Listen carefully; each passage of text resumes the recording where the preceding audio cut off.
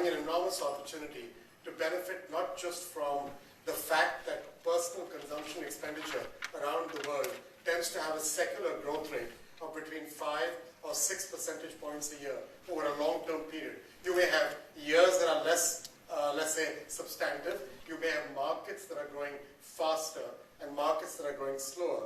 But if you kind of aggregate it out, it tends to grow at between 5 and 6 percentage points. That's a great tailwind to have. But that's just the total. Within that, 85% of transactions are conducted in cash and checks. Only 15% today are in electronic forms of commerce. And it's those electronic forms of commerce that we are focused on trying to grow. So to me, our ability and our opportunity is not just to win market share within the 15%, but is to do something about the ratio of 85 cash and check to 15 electronic.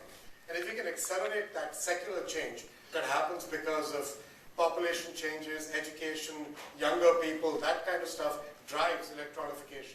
But if we can accelerate that, then in truth, the benefit to us is a multiple of what the benefit is just by winning share in the 15%.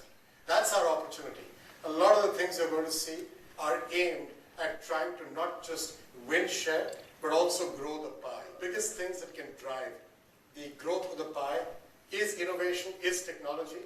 But another big part is engaging with governments and with opinion leaders, with merchants around the world, and creating a dialogue that talks about the benefits of not using cash.